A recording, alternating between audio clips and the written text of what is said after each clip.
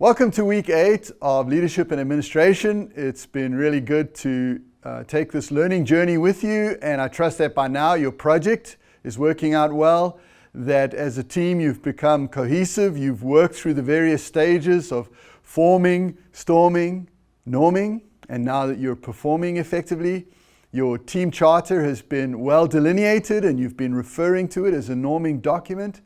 Hopefully you haven't experienced any free rider behavior. As you know, there is a free rider policy that we've inserted into the team assignment brief. And so hopefully you don't have to use that, but if you do, obviously it can be helpful when free rider behavior emerges. Speaking of free rider behavior, today we want to drill down on teams and team leadership. As most of you know, teams are the corvettes of organizations.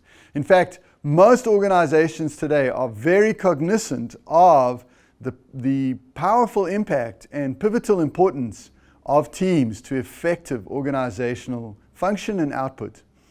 One of the key workshops that I'm often asked to do centers around the idea of helping teams to become more effective. And we use such things as the Myers-Briggs inventory to help teams understand what their different sort of personality types are and the diversity that's there and how they approach things differently and actually how that can be a real strength to the team. So let's look today at leading teams and talk a little bit about what it means. And your learning objectives for this week are quite simple and quite clear. Number one, we want to help you think about how you turn a group of individuals into a strong collaborative team that achieves high performance through a shared mission and collective responsibility. I'm going to say this a few times in our brief 10 minutes together today, but one of the things that a team must have is a compelling purpose. And there is a difference between a working group and a team. A team comes together collectively around a shared purpose.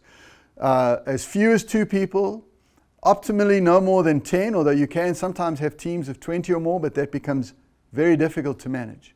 But it's this compelling purpose that draws 2 or more people together to work, leveraging their differences, their diversity, their different skill sets to accomplish the shared purpose, normally within a defined time frame and within defined parameters. Having said that, and having said that teams are the corvettes of organizations, we don't want to minimize the fact that in every team there are challenges that are associated with teamwork, because we're working with people and people are different. They see things differently and they approach tasks in a different way, and that can lead to tremendous conflict.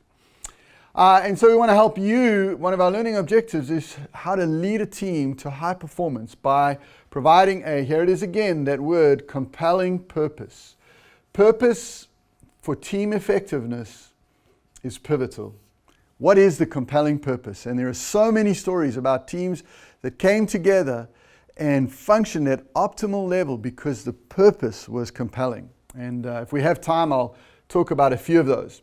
You also need to be sure that you have clear objectives. So not only do you have a compelling purpose, which is the overarching reason you're together, but then you have clear objectives in terms of how you're going to accomplish that purpose, and that you are very clear on the roles in terms of who is going to do what to accomplish that compelling purpose together. And so you define the roles very clearly.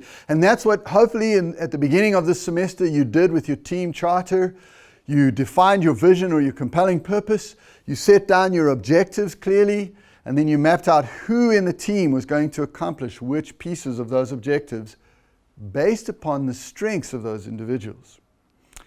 You want to be sure that you design a team, and this is so important. Teams shouldn't be something that just occur ad hoc. There should be a real design intent to, I need this kind of person to accomplish this kind of task, and so we bring a team together with different skill sets and mindsets to accomplish that task. And so the team then, in terms of size and diversity, is very intentional. There's a high level of intentionality to team design to accomplish that compelling purpose. And then you have to decide, and we'll look at this later on, who has what authority within the team. And how is that going to work? Who is the leader of the team? Who is going to manage the team? What kinds of administrative tasks will be done by whom to ensure that there's cohesiveness? And then that the team also is supported and coached through blind spots, through areas of weakness, and through different challenges. Internal challenges and external challenges. Task challenges, relationship challenges. And so leaders have to be very aware of those different things. Another learning objective for this week, week 8, is that we want you to understand and handle the stages of team development. You want to assess, are we in the forming stage? Are we in the storming stage? In other words, we've come together as a team, we're all diverse, but that diversity, as we focus on accomplishing the shared purpose, can actually create conflict, which Tuckman called storming.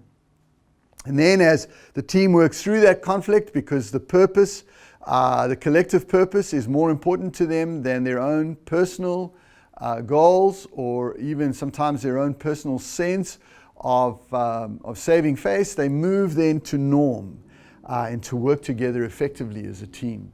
And so you want to know how to bring a team to that stage, to promote cohesiveness, and then to also shape productive team norms. You want to understand the challenges and benefits of virtual teams. And I work with a virtual team. We have 40 consultants around the world. We have consultants in Tasmania. We have consultants in Holland, in China. We have consultants all over the world. And so we have to meet at a certain time of the day as a virtual team. Some of us have actually never met in person. And there are challenges then to leading that team in terms of keeping them cohesive. We've published 2 books, we've developed 2 university certificates, we've developed an app, and we're working on all of these projects, but we do that virtually. And so there's a distinctive skill set that's needed to lead a virtual team. You still move through the stages of forming, storming, norming, and then performing, and then adjourning. But there are great benefits to virtual teams, but also great challenges. And so what kind of team leader behaviors are needed that contribute then to the vital reality of virtual team effectiveness? And then how do you handle conflict that inevitably arises among members?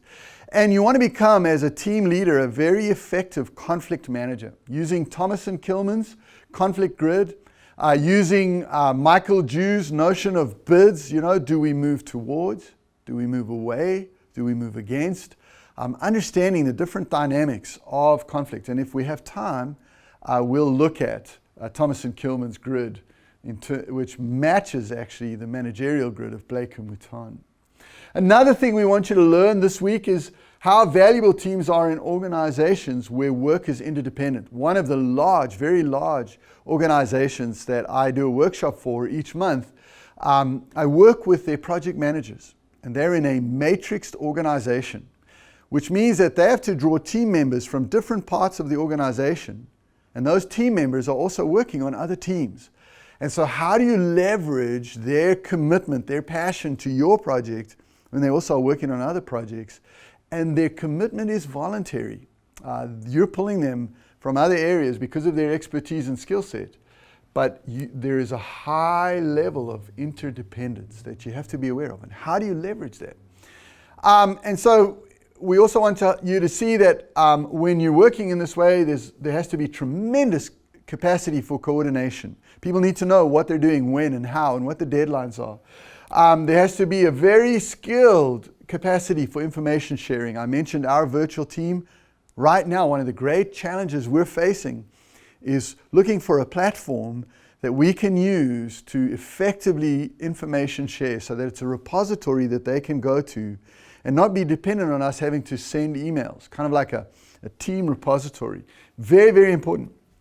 And of course, as I mentioned, then in tandem with that, how do we exchange materials? And of course, you do that through Google Docs, you do that through Google Forms, and hopefully as your team has been working, you've been able to do that. All right, very quickly, let's mention some of the benefits of teams, and then you can work through these objectives this week in your reading, in some of the other video clips I give you, and in your discussion post. Number 1, teams, if they work effectively, give us higher productivity. That's really important, and we know that's why teams are so valuable in organizations today. If we can do the hard work of intentionally selecting a good team that is diverse, that matches the compelling purpose that we have before us, we can bring about higher productivity, even if initially the curve kind of goes down and then up. Teams, which is kind of counterintuitive, and yet the research shows us, teams have greater flexibility and speed. In a VUCA world, volatile, uncertain, complex, and ambiguous, agility offsets ambiguity, and agility occurs through collaborative decision making, which gives us this idea of greater flexibility and speed. One of the great benefits is this notion of employee engagement. When people are part of a team and they feel that they're contributing to a compelling purpose, which is very clear and well-defined, their objectives are well-defined, their role is well-defined, you have increased employee involvement. They feel like they've had a part in making the decisions and in accomplishing this very important purpose. You also find that teams bring about quality improvements as they iterate changes and improvements in the organization. You also have a flatter management structure because the teams are leading themselves. You don't have this top-down vertical command and control. You now have these self-managed, self-directed teams that are, in a sense, managing themselves. And of course, of great benefit to the organization, especially in terms of dollars, is this notion that we have lower turnover. So we retain good talent, we retain the knowledge base that that talent has, and we don't have to spend the money in hiring new talent and training their talent, which gives us lag time. So there are many, many more things that we could talk about in terms of teamwork, but I just wanted to highlight the objectives, get you thinking about the vital, pivotal importance of teams, and then hopefully you'll work through that in your reading this week. Thank you so much.